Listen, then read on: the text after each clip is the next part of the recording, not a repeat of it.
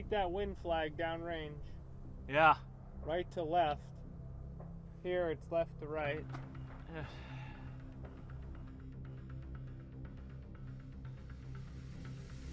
Allez-y.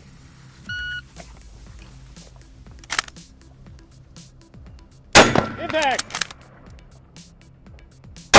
Neutralize! Impact! Neutralize! Impact! Neutralize!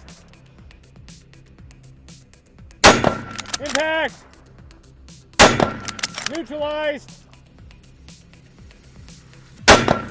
Impact! Neutralized!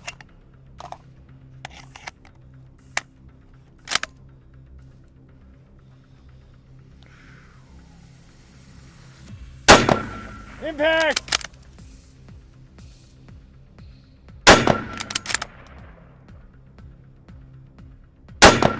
Neutralized! Impact!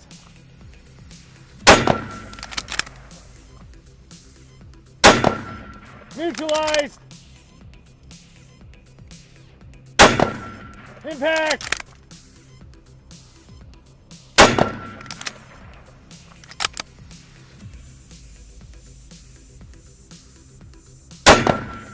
Impact! Neutralized! Right to left. Impact!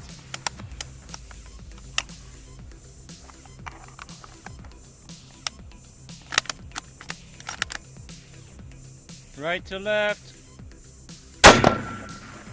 Neutralized! I'm not going for the bonus, but I could demonstrate that I can hit it.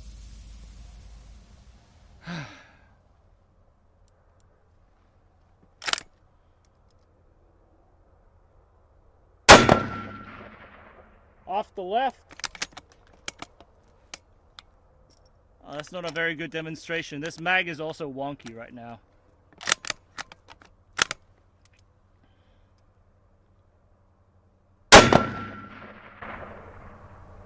That look like a hit? Yeah, I think so. Yeah. That off the left was just barely, it's just wind. Yeah. Just barely off the left.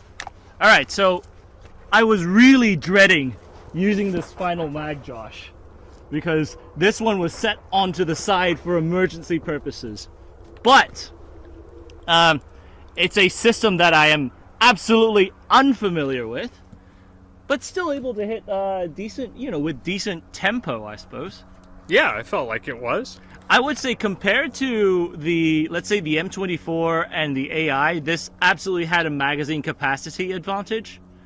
But the action was certainly not nearly as smooth as the AI, or the M24 for that matter. So it's interesting how the two systems make up for things, but this also had a massive disadvantage with the 6x Swarovski scope, the classic German like NATO T-post scope that you had to dial.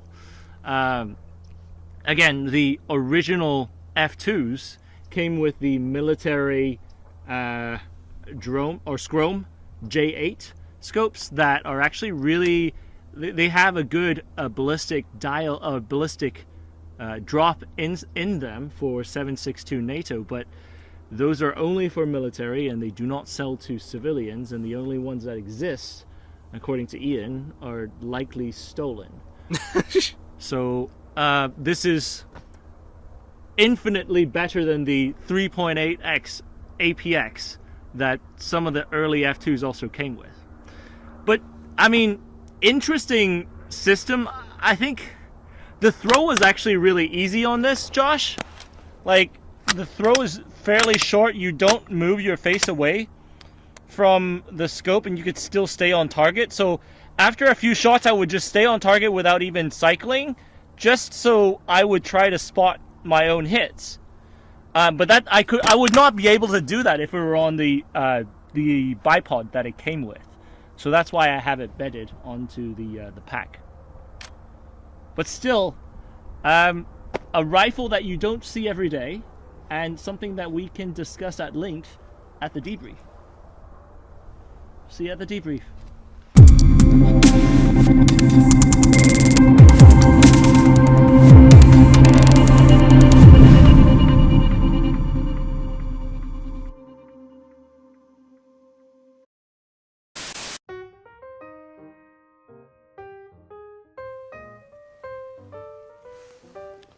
Bonsoir. You must have caught me admiring these two beauties behind me. Of course, from Saint Etienne. I hope you're enjoying the show so far. Shows like this, they're made possible by Slate Black Industries. But more importantly, it is made possible from the patrons of Patreon. That's true. This group of magnificent Madame et Messieurs, they support us financially, intellectually, but more importantly, emotionally. So today, I would like to invite you. Come, join us. Become one of us. Together, we can discover the small intricacies of firearms technology. But if you cannot, c'est pas problème. We understand.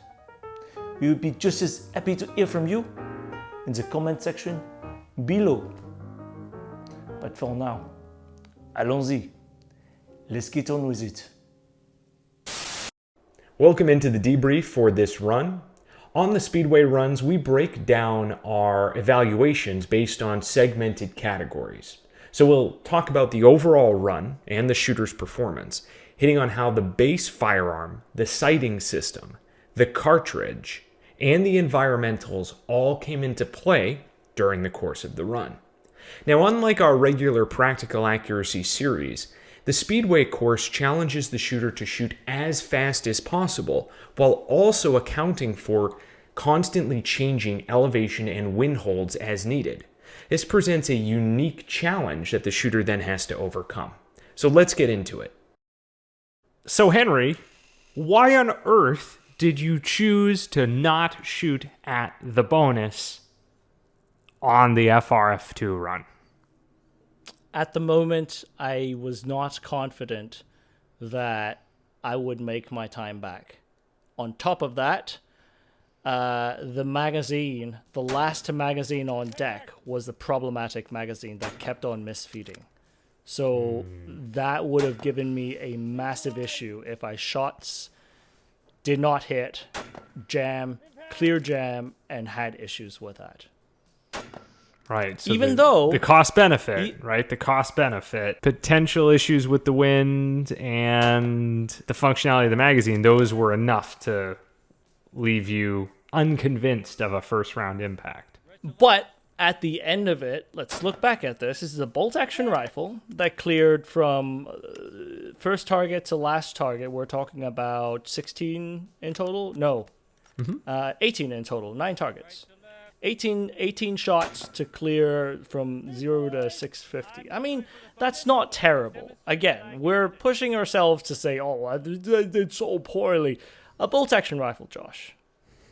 I mean, I thought it was a very entertaining run, especially because we're not looking at a rifle that was per se like a full-blown like modern build, or one that we know has had a little bit of wear on it, I suppose is a good way to put it. But still, outside of the detachable 10-round magazine, a lot of those positive attributes of the FRF2, where it is lightweight, great center of gravity, great center of balance, can shoot off of strange barriers, can shoot from strange angles very easily. None of those actually help it on Speedway. We're talking about actually the M24, the AI type of rifles. If we're talking about bolt action rifles, the long bipod radius, having, especially the Arctic Warfares, having a 10-round magazine on top of that, those rifles are really the ones who could reap the benefit. Now, the FRF2, as fast, the cycling action is great, because you're talking about a lightning fast action. The problem is, if you have magazine issues, then that does not inspire confidence for me as a shooter to begin with.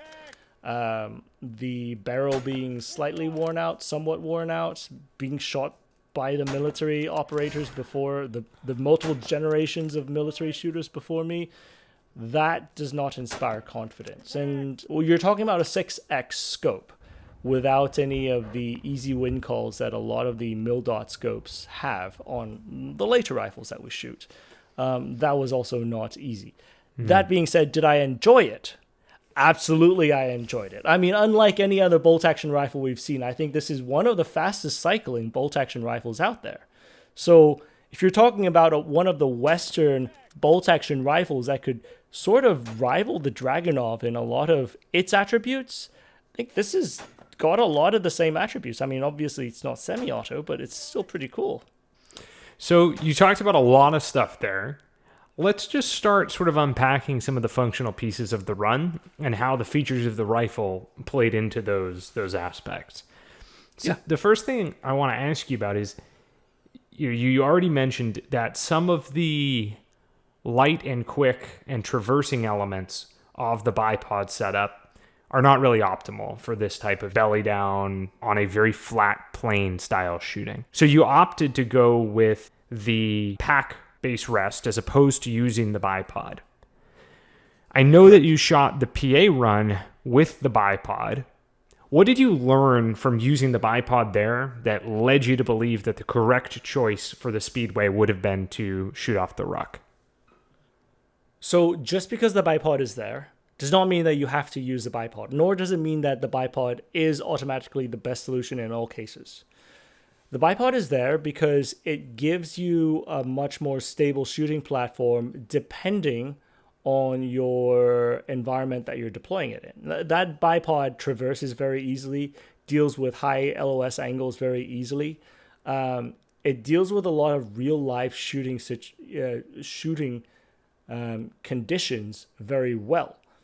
But the rifle was also consciously designed with a flat base. Now, this is something that currently PRS shooters, a lot of times, they have like flat handguards. I mean, part of it is to accommodate the Arca rail, which the Arca rail turns into that flat base for them. And that sits itself onto barriers and packs very, very easily. And in fact, you could argue that they permanently have a pack on some of those when they Velcro like the sandbags on them. Mm-hmm. And so, that is a good solution if your bipod is not optimized for that particular environment, which this particular bipod is not optimized for a belly down, quick successive shot environment. So by putting it onto the rucksack, I was eliminating a lot of the flex between shots that if you look back at the practical accuracy episode, you'd probably see me struggling to get back on target a lot more than, let's say, the M21, M24 type rifles, the Accuracy International type of chassis. It just does not provide the same type of stability when you're talking about a very flat and let's say, linear horizontal plane. So the pack made sense. And in this aspect, the French are kind of gaming it, because if you're shooting on a flat surface at multiple targets, just rest it on your pack. But if you're shooting on a strange surface, deploy the bipod or use that nice center of gravity, which your other rifles cannot exploit that. So it's sort of a value added, sort of. The weight is the other issue. It looked like, it's a 7.62 NATO cartridge, so not overly powerful in terms of the amount of recoil, but it looked fairly stout as you were shooting. Talk to us about how it felt, and then more importantly, how that recoil either allowed you or did not allow you to come back onto target and spot your impacts of where the rounds were going, because obviously on Speedway it is a self-guided course. So the 6X scope, it may sound like it's a disadvantage with magnification. I actually think it's not bad for the 650, 720 distance out there, especially when you have a little bit more recoil. The recoil of this, you may think, bolt action rifles, they're all the same. They're not. People are going to get really upset if I say this, but I'll say it anyways. it feels kind of like a Mosin-Nagant. It feels like there's a lot more parts clanging together when you fire that one shot. It doesn't feel like the AI is the utmost stable when you fire it. It just feels like a lead brick. You're just boom. Okay, nothing is moving. That's it. The shot's left the barrel, and then you cycle it. It's super butter smooth. That is the absolute other side of the spectrum of this equation. This, when you fire it, it feels clanky. The entire thing sort of clanks around.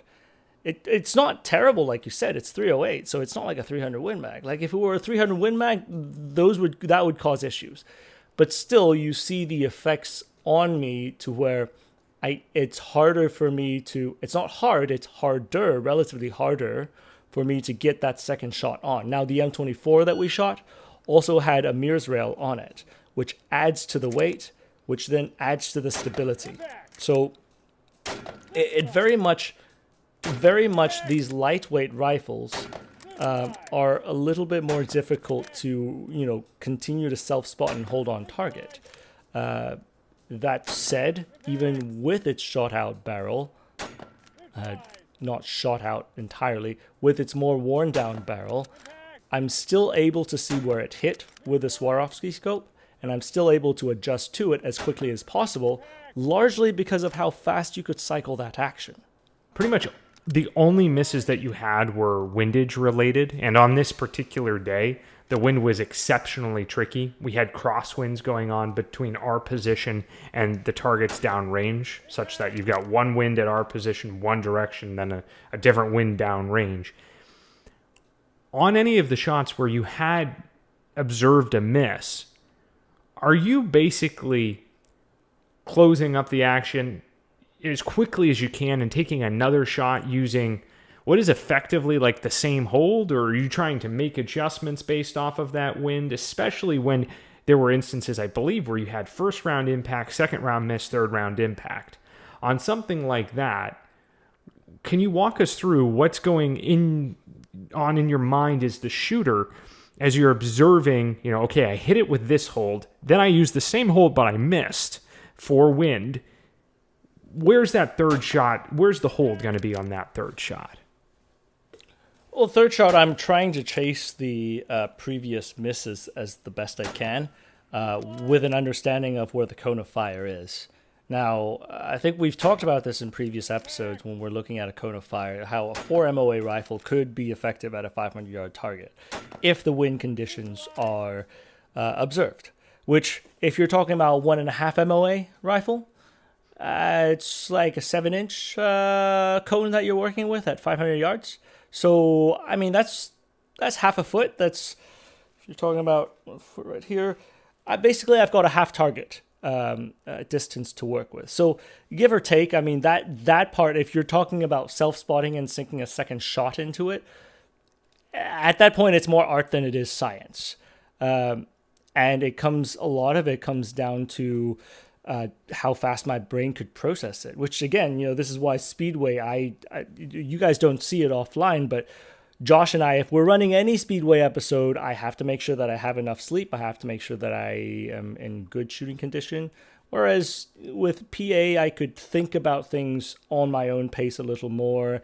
We could cheat the system a little more. Not cheat the system, but take our time on things a little more. Whereas if you're chasing a wind with a 6X, German T-post type optic, there is very little margin for error right there, as opposed to a mil dot on a slow fire course, taking your time enjoying the sunshine. So the other part of why the FRF2 honestly was effective in doing this, as opposed to, let's say, the Remington action or the Mauser action that's out there, the FRF2's cock-on close action with a long straight bar that rests right next to your shooting hand was actually very effective in cycling the rounds very fast. Honestly, it felt like I was shooting a Lee Enfield when I was firing it. And in many instances, you see my thumb is always wrapped around the bolt knob. And that's to facilitate, once I fire, whenever I do want to cycle it, I could quickly cycle it like a Lee Enfield. I never had my thumb around the pistol grip in this instance. And Josh, I don't mind wrapping my thumb around the pistol grip. But specifically for the FRF2, I had my thumb on the top, not for stability reasons, but making sure that I had that quick follow-up shot. And making sure that that throw was clean, and making sure that my eyes were glued to the scope to where I could observe absolutely everything that was going on downrange. Not only the observing impact is one thing, but also trying to observe the vegetation as best as I can and adjust to it. So the FRF2's feature of how the action is, how fast the action is, how easy it was for me to continue to exert control over the action through the entire cycling and land my hand exactly where I need it. Those are all design elements that I very much do not think was a coincidence that the French put there. So was your choice in this instance to fire, come back onto target, manage the recoil, manage and track the reticle back to the target, observe the impact, and then run the bolt? Yes. So having the intel on what my next shot was going to be absolutely is important. I mean, if you cycle the bolt and you don't know what's going on downrange, you don't know if you're supposed to move on to the next target or not, if it's an impact or not, or you don't know where the round landed. So yes, the bolt cycling is really nice to get another round on target very quickly without your eyeballs, peeling off of your scope. But really, the intel is the big thing that drives it. After all, the main thing is your mind controlling the rifle rather than going off on luck, which is a technique. Not recommended.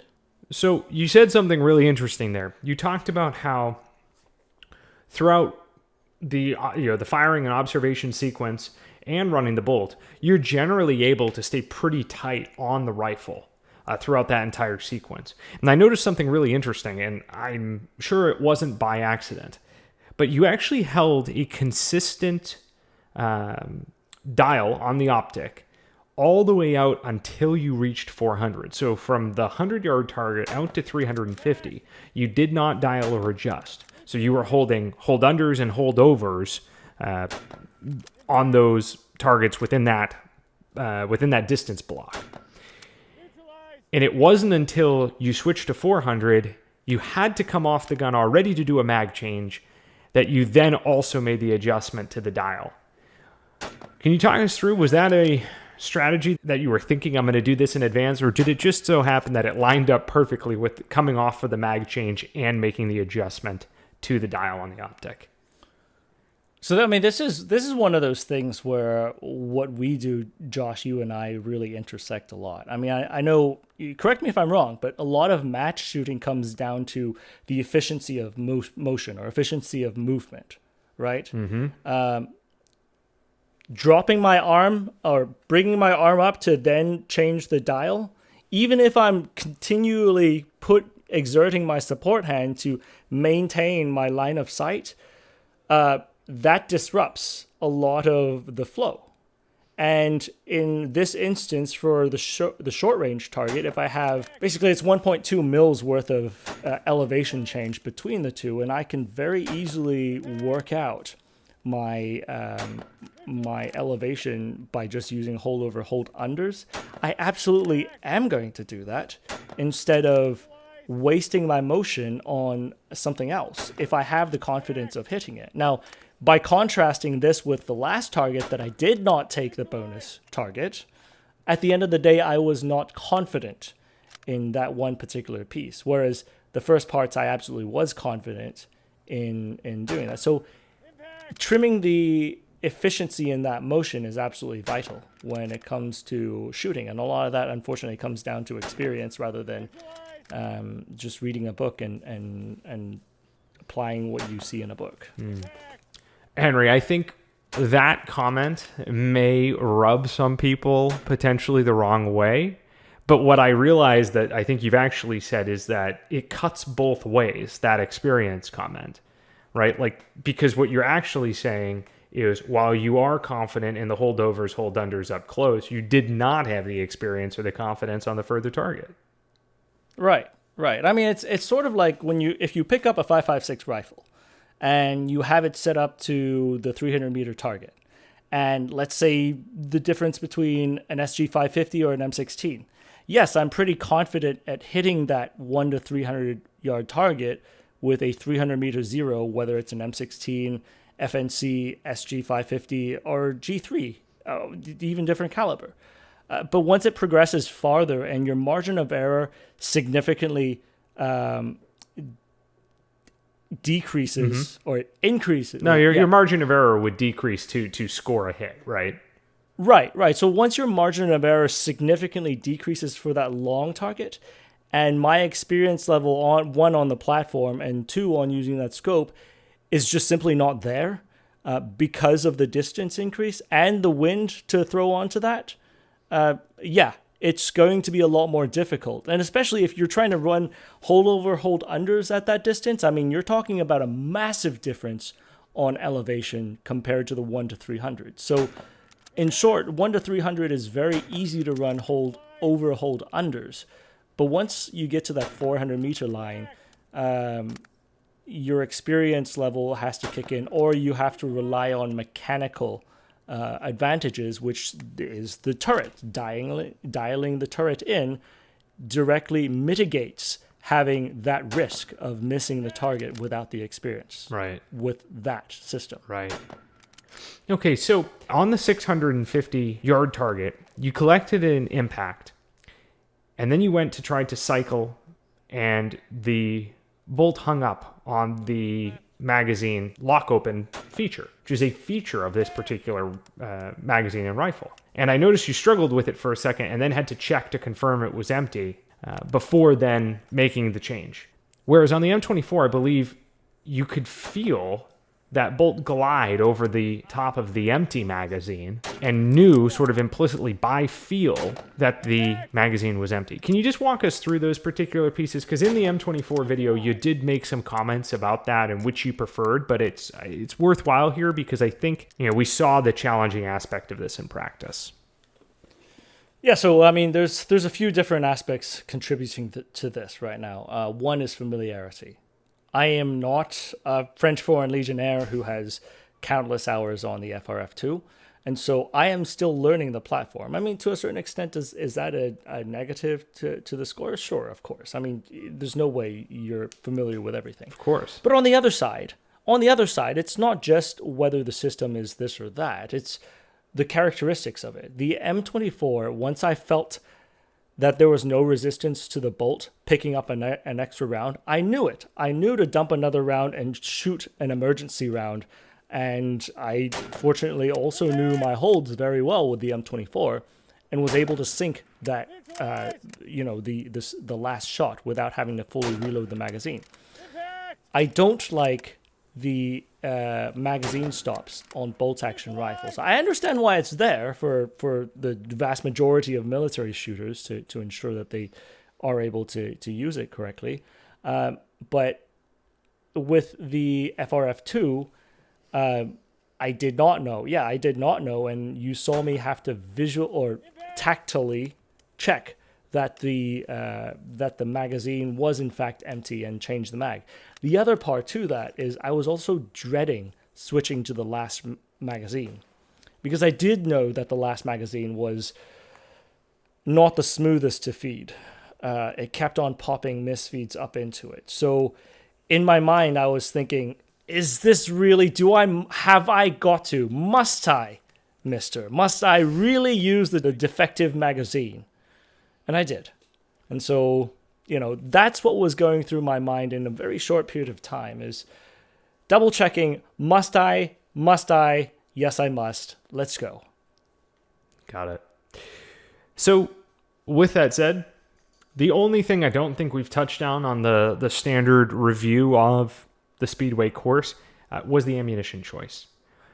At this point, I think it's fairly safe to say that when we can, and we're shooting a 7.62 NATO chambered rifle, we're going to use the 118 LR, if at all possible. Henry, just give everybody a reminder if they haven't, maybe this is the first Speedway run that they've stumbled into. Why is that round going to be our round of choice for this particular course? It's proven. Not only is it accurate, but on the distance, as long as your barrel is able to stable that length of projectile, that it rides wind very well. It pushes out to the 800 plus distance exceedingly well, very easily predictable. And on top of that, it's a NATO standard. And so therefore, one that you also have the most familiarity with, if that's a fair assessment. Yep. All right, so I think that covers off all of the main elements that we normally are trying to talk about when it comes down to a Speedway run.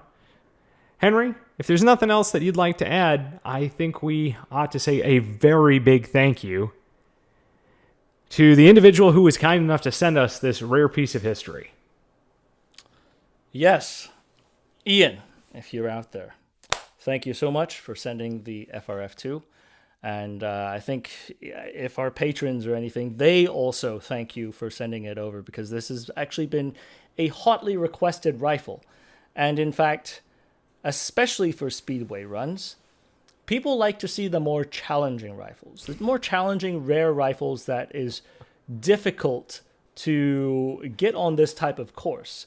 So I thank Ian for this rare opportunity, peering into what this era of sniping technology is able to bring to us.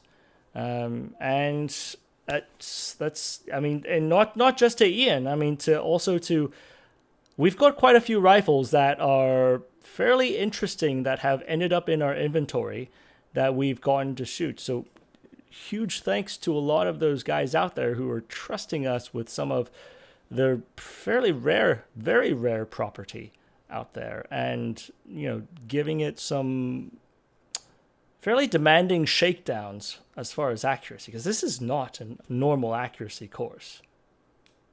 Agreed. Well, guys, until next time, we'll see you on the range.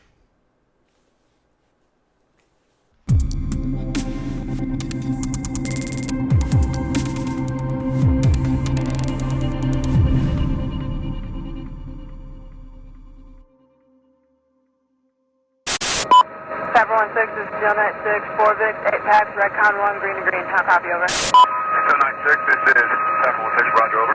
16, Steel 91, 1 pack, green, over. This is Pepper 16, roger, over.